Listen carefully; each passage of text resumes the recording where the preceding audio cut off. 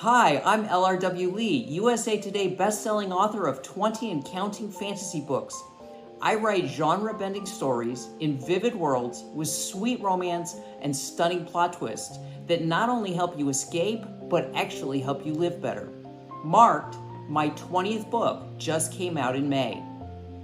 5 things you need to write compelling science fiction and fantasy stories. Number 1.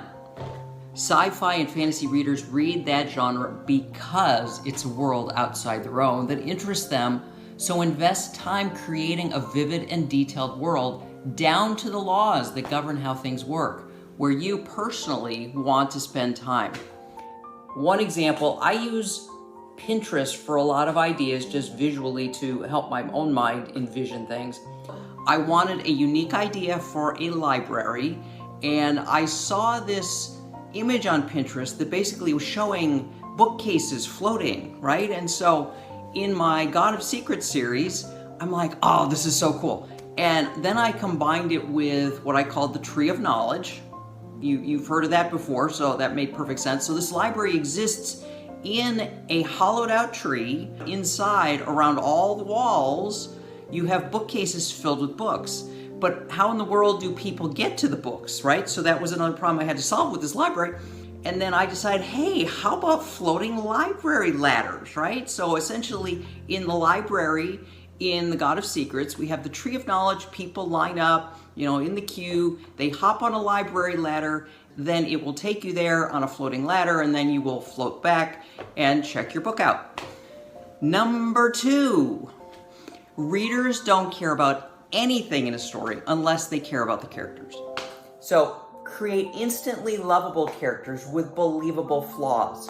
Readers want to identify with characters. They want to feel like they're experiencing the story themselves. Why? They read to experience situations they may be curious about but never want to go through themselves, right? In my God of Secrets series, the protagonist, I love her. Her name is Pellicid. We see her inner thinking.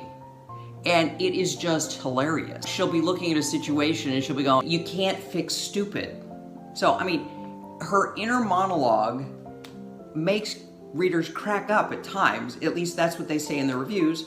And it just adds to instant likability because we can all, as readers, so identify with situations we've seen where you're going, seriously? Number 3.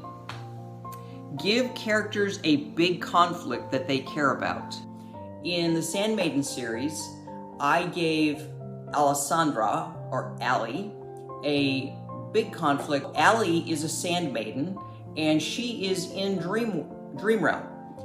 She shepherds the dreams of her human charge and helps him work through things he shouldn't have said, or things he should have said, or things he wishes he had done, or those types of things in his dreams as he sleeps. Kovis comes up from an abusive background, and as a result, which is what she's experiencing as well, as a result, how he fights to keep his own sanity is very inspiring for her. And so she takes a lot of comfort in that, and as a result, her feelings for her human charge blossom beyond what she's had in terms of any other human charge. And so when her father Morpheus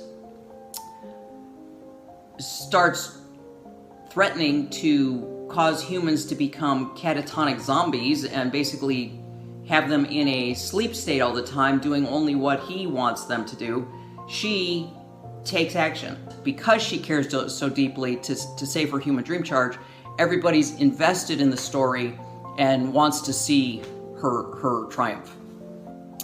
Number 4, put characters in micro situations they have to struggle to get out of, that make them grow. In my Morningstar Academy series, Gladriel, who is a fallen angel, she is enrolled in Morningstar Academy. This is where fallen angels are sent when they fall to be indoctrinated into the other side. Glad has always defended humans, helped humans. That was her role as a celestial warrior. And so when she falls, Morningstar Academy forces her to betray that long-standing commitment to humans, and she really struggles. For example, taking a demon, which she can see because she's celestial, and basically attaching it onto a human to be possessed by whatever that demon happens to want the person to do. She just refuses flat out to participate in attaching demons to humans. Well, this obviously in that environment doesn't go over so well. So we see countless times where Glad is forced into a situation where she has to relent at some point. As you can imagine, it builds up, right, until she hits a breaking point. And when she hits the breaking point, that's where you see a lot of growth happening. Number 5. Envision yourself in each and every situation in the world you create, then show. Very important, show. Don't tell, show your readers the world through all 5 senses. For example, the tang of the air, sweat running down the brow when it's hot, the sound of shoes brushing rough stone, the taste of bitter lemons, running a hand over bark, a graffitied desk.